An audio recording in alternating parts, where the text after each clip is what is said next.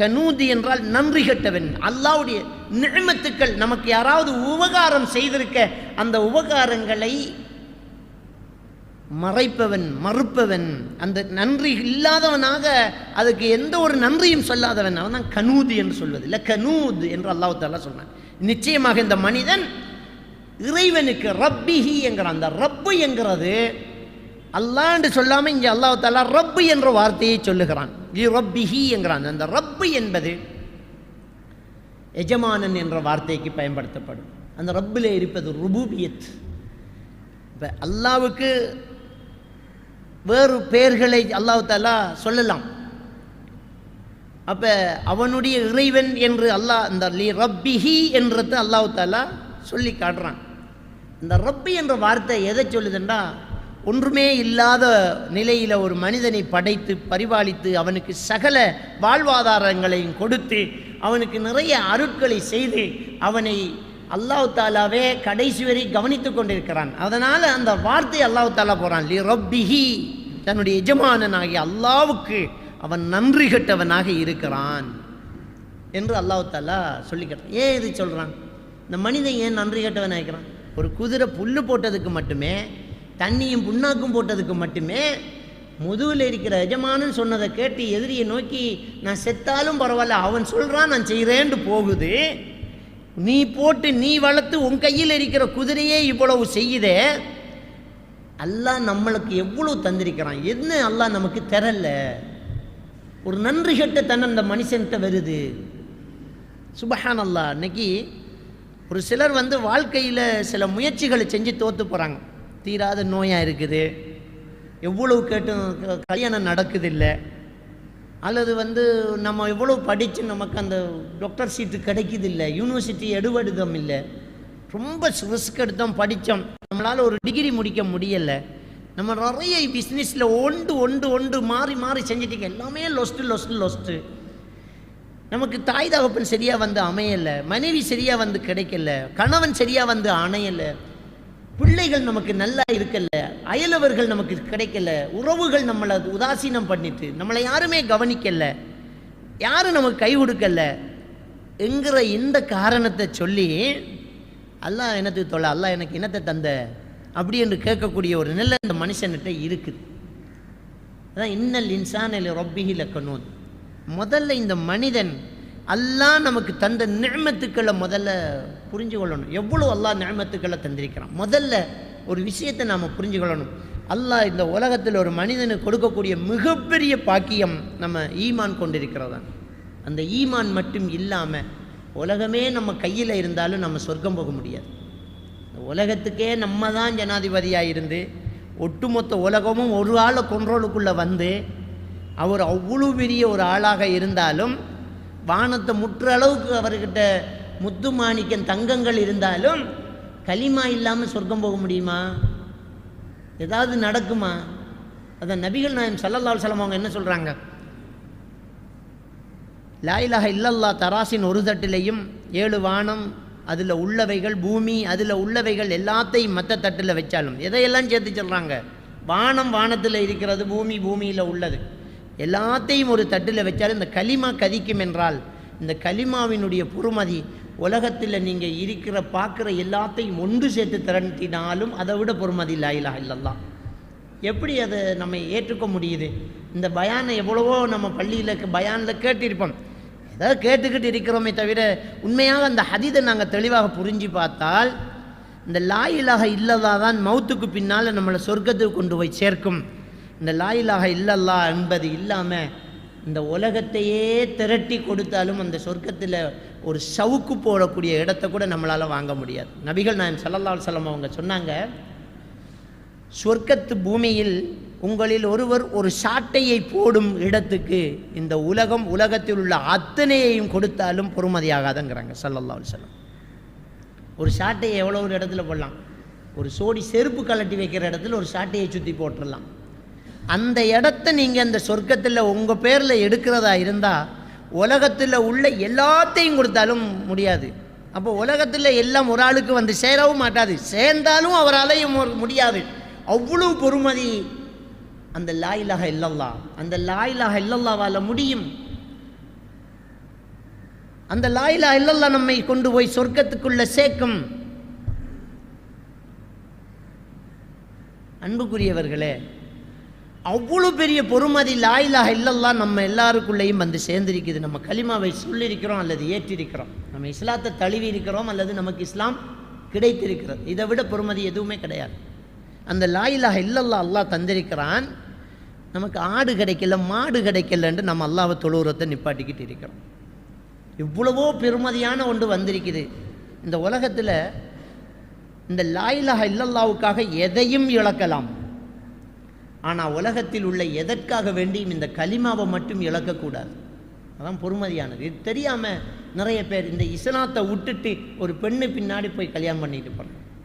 இந்த இஸ்லாமிய மதத்தில் பிறந்து இந்த கலிமாவை சொல்லிட்டு காதல் என்கிற ஒரு கலாச்சாரத்துக்காக இந்த கலிமாவை விட்டுட்டு போன எத்தனையோ பேரை நம்ம காண முடியுது.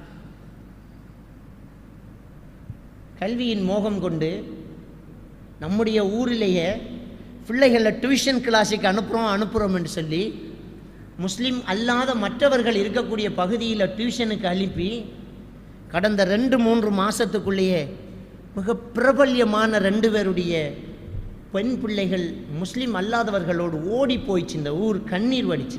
அதில் எத்தனை பேருக்கு உங்களுக்கு தெரியுமென்று தெரியாது. அதில் ஒரு பிள்ளை ரிட்டர்ன் வந்துட்டு இன்னொரு பிள்ளை இன்னும் வரவே இல்லை. முஸ்லீமாவே இல்லை அந்த பிள்ளை. அப்போ எதை இழக்குது? இந்த கலிமாவை இழந்து ஓடுது. அல்லாஹ் எவ்வளவு பெரிய ஒரு பொறுமதியான ஒன்றை நம்மக்கிட்ட தந்திருக்கிறான். அதை தேவையில்லைன்னு தூக்கி எறிஞ்சால் இன்னல் இன்சான் அலி ரப்பிஹி லகனூத். அல்லாஹ் நம்ம தந்த அருளுக்கு நம்ம என்ன பாக்கியம் செல்ல போகிறோம்? சரி, கலிமா விடுங்க. எனக்கு படிப்பு வரலை, எனக்கு பதவி கிடைக்கல, நான் நினச்ச மாப்பிள்ளை கிடைக்கல, எனக்கு நான் நினச்ச வீடு கிடைக்கல, குடும்பம் கிடைக்கல, காரு கிடைக்கல, ஆரோக்கியம் கிடைக்கல, நோயில் இருக்கேன் என்று அல்லாஹுவை கோவித்து கொண்டு தொழாமல் இருக்கக்கூடிய சகோதரர்களே, இதை சிந்திக்கிறதுக்கும் பேசுகிறதுக்கும் நமக்கு அல்லாஹ் ஆற்றல் தந்திக்கானே. அதுக்கு என்ன பதில் சொல்கிறது? அல்லாஹ் தாலா நமக்கு என்ன பதில், என்ன அருளை தந்திருக்கிறான்? நம்ம சாப்பிட்றது செமிக்குது. அதை நம்மளால் இயற்கையாக செய்ய முடியுமா? நம்ம சாப்பிட்றோமே, அந்த ருசியை நம்ம உணர்றோமே, சுவாசிக்கிறோமே, அதை நம்மளால் உணர முடியுமா?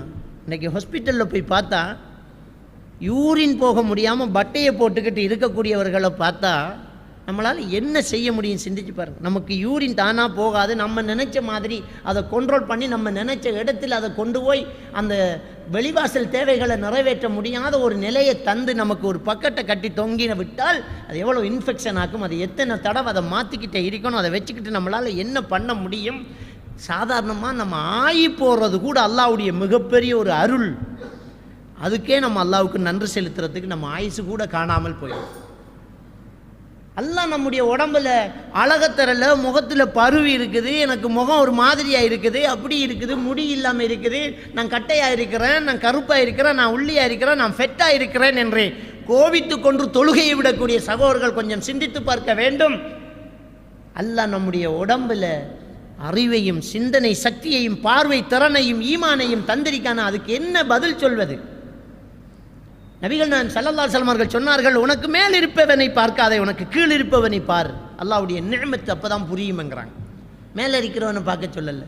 நம்மளை விடவும் முடியாதவன் இருக்கிறான், நம்மளை விடவும் இயலாதவன் இருக்கிறான், காலே இல்லாதவன் இருக்கிறான். நாம் செருப்பு இல்லாததை பற்றி யோசிக்கிறோம். கையே இல்லாதவன் இருக்கிறான், நம்ம காப்பில்லையே என்று கவலைப்படுறோம். இவ்வளவு ஒரு மனிதனுடைய நிலைகள் எல்லாம் இருந்துக்கிட்டு இருக்குது. அவன் அல்லாஹ்வுக்கு நன்றி உள்ளவனாக இருந்துகிட்டு இருக்கிறான். ஒரு சின்ன குறையை வச்சுக்கிட்டு தொழுகையில் பொடுவோக்கே.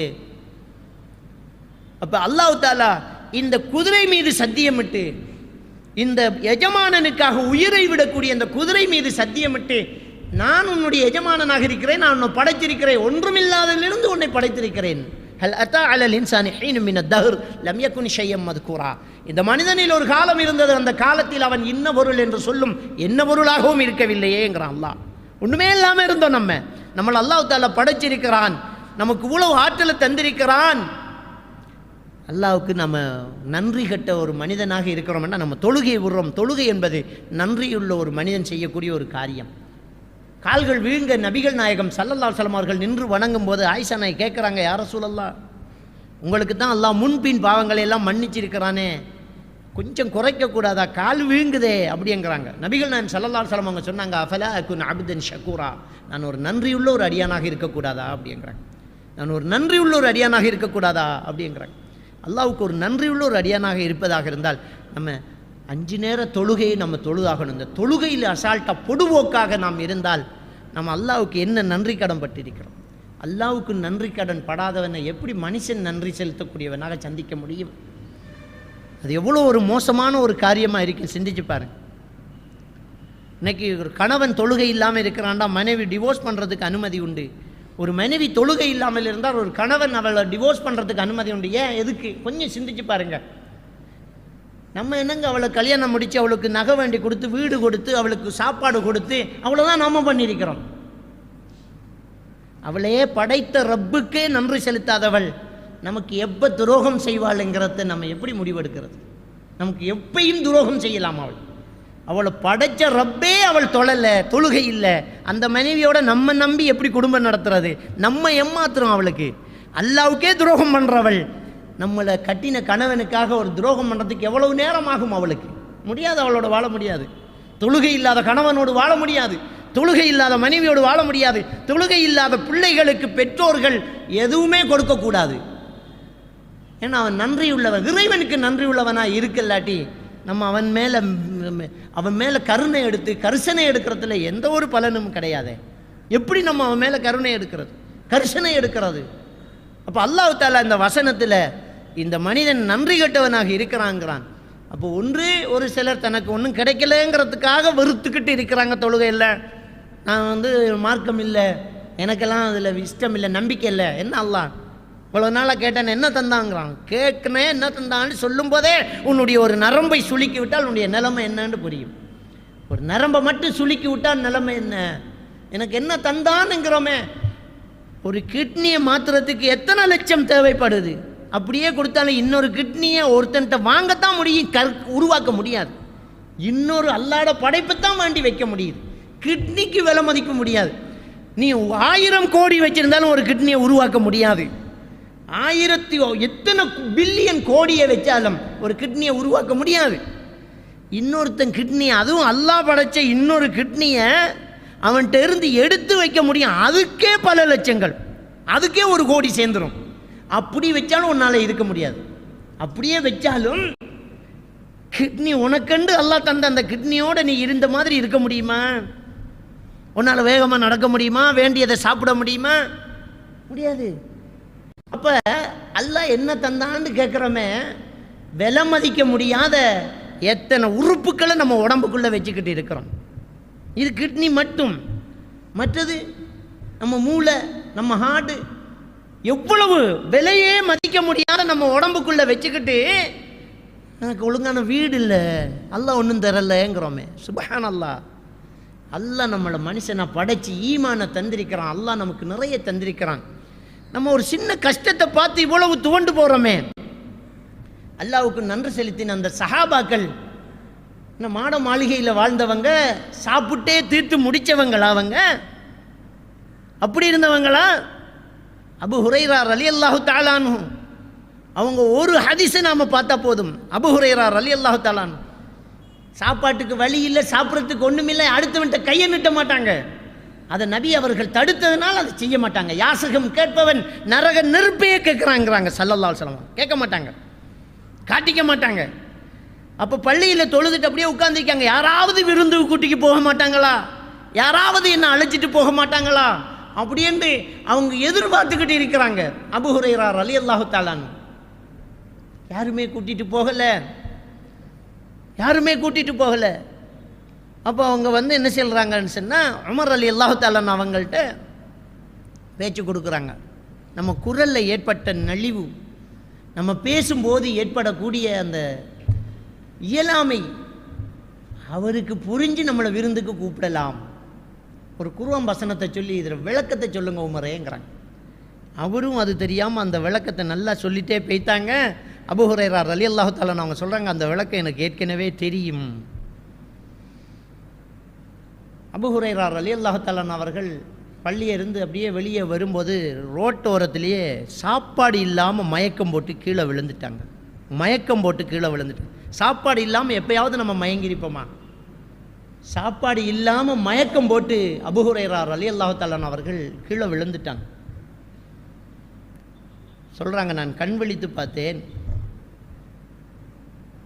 நபிகள் நாயகம் ஸல்லல்லாஹு அலைஹி வஸல்லம் அவர்களுடைய மடியிலே என்னுடைய தலை.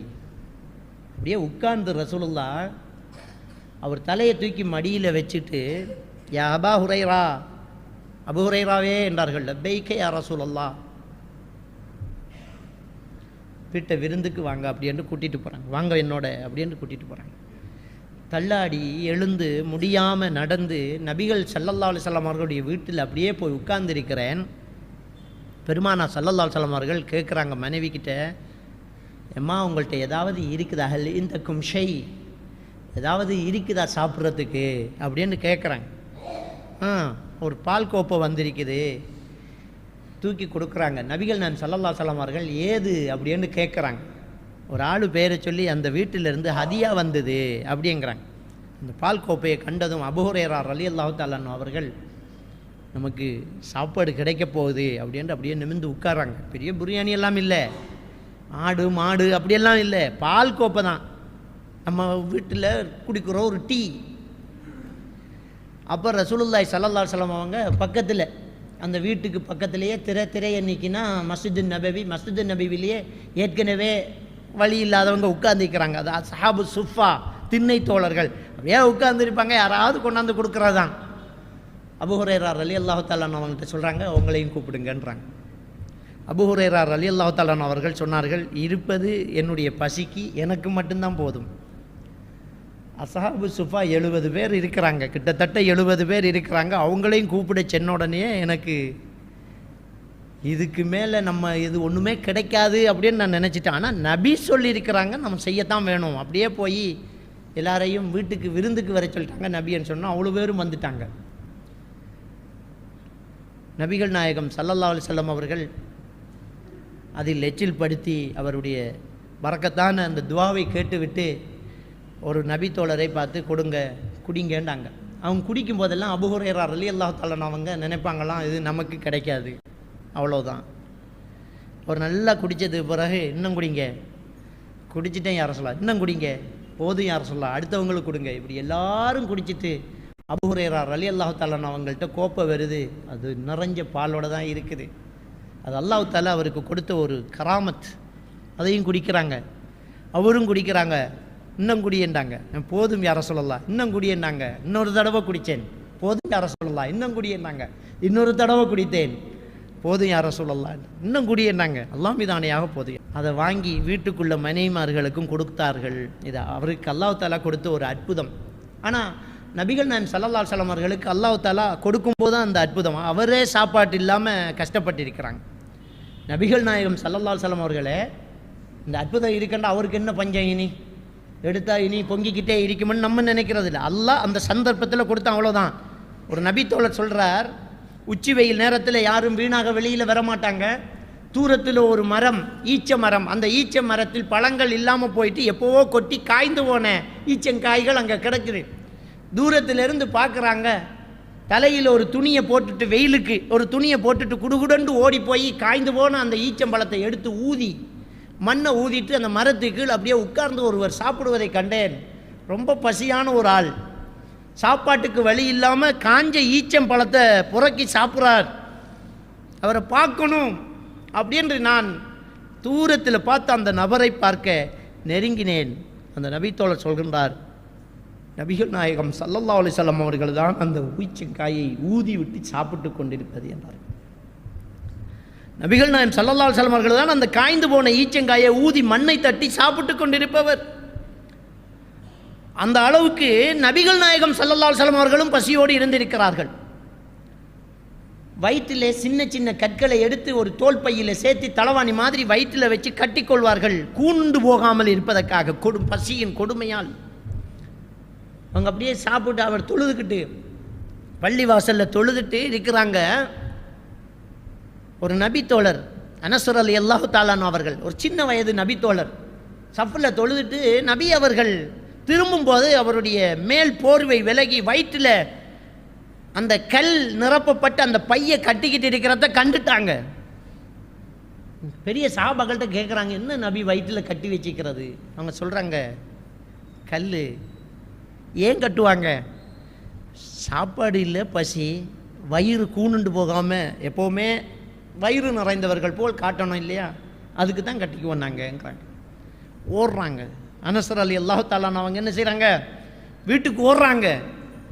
மா என்று ஓடி போய் சொல்கிறாங்க, தாயும் தந்தையும் நாசமாகட்டுமாக, அல்லாவின் தூதர் பசியால் இருக்கிறார், வயிற்றில் கல்லை கட்டி கொண்டிருக்கிறார் என்று சொன்னதும் அவங்க உம்மாவும் பாப்பாவும் சேர்ந்து தேடுறாங்க.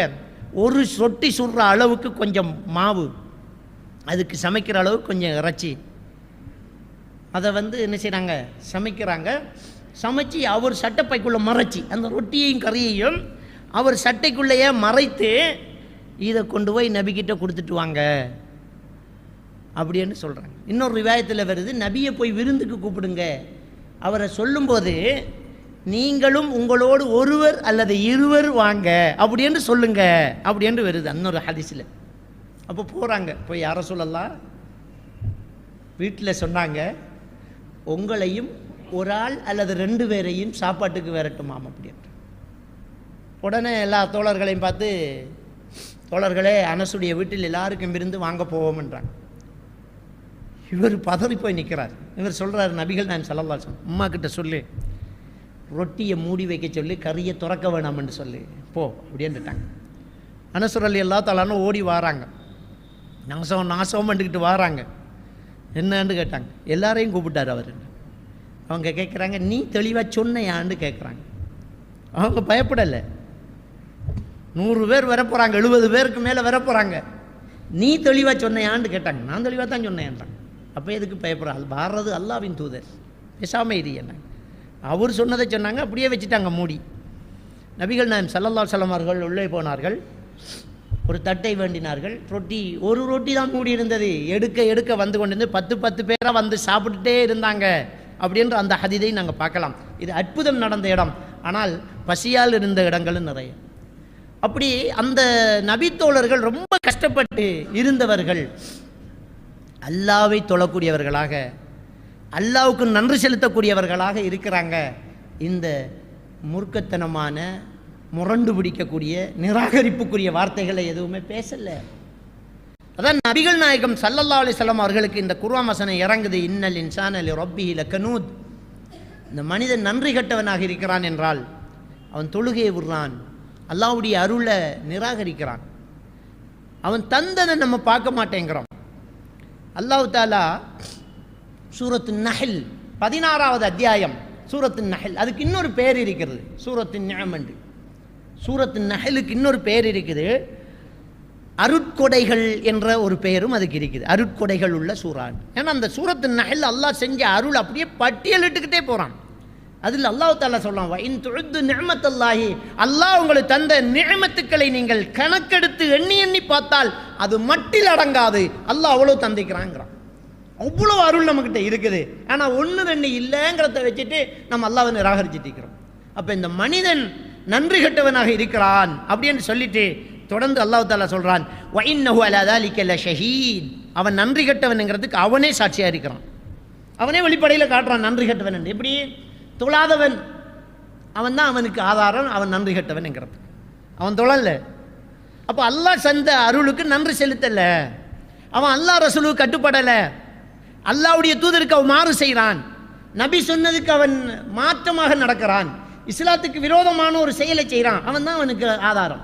ஒருத்தன் தூள் குடிக்கிறான், ஒருத்தன் குடு குடிக்கிறான், ஒருத்தன் கஞ்சா குடிக்கிறான், ஒருத்தன் சிகரெட்டு குடிக்கிறான், ஒருத்தன் பீடி குடிக்கிறான், ஒருத்தன் சாராயம் குடிக்கிறான் என்றால் வ இன்னஹு அலா ஸாலிக லஷஹீத், அவன் நன்றி கெட்டவன்ங்கிறதுக்கு அவனே ஆதாரம். பாரு, வேற ஒருத்தரும் ஆதாரத்துக்கு வர தேவையில்லை, அவனே ஆதாரம். தொடர்ந்து அல்லாஹ் தஆலா என்ன சொல்றான், வ இன்னஹு லிஹுப்பில் கைரி லஷதீத், அதே நேரம் பொருளாதார மோகத்தில் அவன் கடுமையாக நடந்து கொண்டிருக்கிறான். காசு காசு என்று அலைகிறான். அதுக்கு முன்ன இறைவன் தந்ததுக்கு நன்றி அவன்கிட்ட இருக்கல. கடையை மூடிட்டு பள்ளிக்கு போனால் வியாபாரம் 10 லட்சம் அடிபட்டுரும்னு நினைக்கிறானே தவிர நம்மளை படைச்ச ரப்புக்கு நம்ம நன்றி செலுத்திட்டு வந்து நிற்போமே அப்படிங்கிறத அவன் யோசிக்க மாட்டேங்கிறான். அப்போ வஇன்னஹு லிஹுப்பில் கைரி லஷதீத், அவன் பொருளாதார மோகத்தில் அவன் ரொம்ப கடுமையானவனாக இருக்கிறான். சொல்லிட்டு அல்லாஹ் தஆலா சொல்றான், அஃபலா யஅலமு இதா புஅஸிர மா ஃபில் குபூர், கபர்களில் உள்ளவைகளெல்லாம் எழுப்பப்படும் போது அஃபலா யஅலம், அவன் அறிய மாட்டானா, அப்போ விளங்காத அவனுக்கு அப்படிங்கிறான். அப்போ கபரில் மறுமையில் அந்த மஹ்ஷரில் இருந்து கபரில் எல்லாரும் எழுப்பி அப்படியே நிற்கும் போதே அப்போ புரியும் அவனுக்கு. வஹுஸ்ஸில மா ஃபிஸ் சுதூர், மனங்களில் மனசு நெஞ்சங்களிலே மறைந்திருப்பவைகளெல்லாம் அல்லாஹ் வெளிக்கொண்டு வருவானே, அப்போது அவனுக்கு புரியுமாங்கிறான் அல்லாஹ். அப்பயாவது அவனுக்கு விளங்குமா அல்லாஹ்வுடைய அருள், அல்லாஹ்வுக்கு மாறு செஞ்சுட்டே நீங்கிறது அப்போ விளங்குமாங்கிறான். நம்ம மனசுக்குள்ளே மறைச்சி வச்சிருந்தது, நெஞ்சத்துக்குள்ளே மறைச்சி எண்ணத்தில் வச்சிருந்தமே, அதையும் அல்லாஹ் கொண்டு வருவான். அதையும் அல்லாஹ் அறிவான், அதையும் அல்லாஹ் கொண்டு வருவான். மறைத்து மறைத்து யாருக்கும் தெரியாமல் செஞ்சதும் கொண்டு வரப்படும், கபருக்குள்ளே இருக்கிறதெல்லாம் கொண்டு வரும். அந்த நாளிலாவது அவன் அறிய மாட்டானா, இன்ன ரப்பஹும் பிஹிம் யௌமஇதின் லஹபீர், நிச்சயமாக அவர்களுடைய இரட்சகன் அன்றைய நாளில் அவர்களை நன்கு அறிந்தவனாக இருக்கிறான். யார் யார் என்ன செஞ்சுட்டு வந்தீங்கிறத அன்றைய நாளில் அல்லாஹ் நன்கு அறிந்தவனாக இருக்கிறான். இது அந்த சூரா அல் ஆதியாத் 100வது அத்தியாயத்தினுடைய அந்த வசனங்கள். அவ்வளோதான். இந்த 11 வசனம் மனிதன் அல்லாஹ்வுக்கு நன்றி செலுத்த வேண்டும் என்பதை அவ்வளோ அழகாக சொல்லி காட்டுகிறார். அதுக்கு அல்லாஹ் சத்தியமிட்ட எடுத்துக்கொண்டதே ஒரு பெரிய ஒரு நன்றியுள்ள ஒரு விலங்கு எடுத்து முதுகு மேலே இருக்கக்கூடிய அந்த போர் வீரன் ஹை என்று சொன்ன ஒரு வார்த்தைக்காக எதிரிகளை நோக்கி ரொம்ப வேகமாக பயந்து சாவை மாலையாக வாங்கக்கூடிய அந்த குதிரை மீது சத்தியமாக அல்லாஹ் சொல்லி, மனுஷன் நன்றி கட்டிருக்கிற அந்த குதிரை உனக்கு இவ்வளவு நன்றி உள்ளதாக இருக்கிறே, நீ எங்கே அல்லாவுக்கு நன்றி உள்ளவனாக இருக்கிறோன்னு அல்லாஹ் எப்படியெல்லாம் படைச்சான், உனக்கு என்னெல்லாம் தந்திருக்கிறான், ஈமான தந்தது ஒன்று போதுமே. நபிகள் நான் ஸல்லல்லாஹு அலைஹி வஸல்லம் ஒரு பெண்மணி வந்து, யா ரசூலல்லாஹ் எனக்கு வலிப்பு வருது, கடுமையான அந்த நோய், அது வலிப்புங்கிற எந்த சபையில் வந்துடும், அப்படியே சுருண்டு விழுந்துருவாங்க, அடுப்பங்கரையில் வந்து நெருப்பில் விழுந்துருவாங்க, எண்ணெய் சட்டிக்குள்ளே விழுந்துருவாங்க, அவ்வளோ ஒரு கடுமையான ஒரு நோய். அந்த நோய் இருக்குது, எனக்காக துவா செய்யுங்கன்றாங்க. ஸல்லல்லாஹு அலைஹி வஸல்லம் அவர்கள் சொன்னார்கள், இன் சபர்தி வலக்கில் ஜன்னா, பொறுமையாக இருந்தால் உனக்கு சொர்க்கம் கிடைக்கும், பொறுமையாக இருந்தால் உனக்கு சுவர்க்கம் கிடைக்கும், நீ விரும்பினா நான் துவா கேட்குறேன், என்ன செய்யன்னு கேட்டாங்க. உடனே அந்த பொண்ணு சொன்னா, யார சொல்லலாம், எனக்கு சொர்க்கம் தேவை, நோயோடே இருந்துட்டு போகிறேன். அப்போ அல்லாஹ் தந்த சோதனையை நான் ஏற்றுக்கிறேன்னுங்கிறேன். இது அல்லாஹ்வுடைய ஏற்பாடா, நான் ஏற்றுக்கிறேன் என்றார். எனவே அல்லாஹ் நமக்கு தந்த சில கஷ்டங்கள் யாருக்கு கஷ்டம் இல்லாத, எல்லாருக்கும் கஷ்டம் இருக்கத்தான் செய்யும். அல்லாஹ்வுடைய நிஅமத்துக்கு முன்னால் அந்த கஷ்டம் ஒன்றுமே கிடையாது. அல்லாஹ் நம்ம தந்த கலிமாவுக்கு முன்னால் இந்த உலகத்தில் நாம் அனுபவிக்கிற கஷ்டத்தை 1000 தடவைகள் பெருக்கி பார்த்தாலும் ஒன்றுமே இல்லை. எல்லாருக்கும் பொழுது விடியும், எல்லாருக்கும் உசுறு போகும், எல்லாரும் மறுமையில் வெற்றி பெற முடியாது, அது கலிமாவால் மட்டும்தான் முடியும். அந்த கலிமா நம்மகிட்ட இருக்குதுண்டா என்ன கஷ்டம் நமக்கு. அல்லாஹ்வுக்கு நன்றி உள்ளவர்களாக மாற வேண்டும். எல்லாம் வல்ல அல்லாஹ்வுக்கு சுப்ஹானஹு வ தஆலா நம் அனைவருக்கும் செய்த அருள் மிகப்பெரிய ஒரு பாக்கியம் இந்த லா இலாஹ இல்லல்லாஹ் என்பது. அதுக்கே அல்லாஹ்வுக்கு நன்றி செலுத்தக்கூடியவர்களாக இருக்கணும். எல்லாம் வல்ல அல்லாஹ்வுக்கு சுப்ஹானஹு வ தஆலா கட்டுப்படக்கூடியவர்களாக நானும் நீங்களும் மாற வேண்டும். அல்லாஹ் தஆலா நம் அனைவரையும்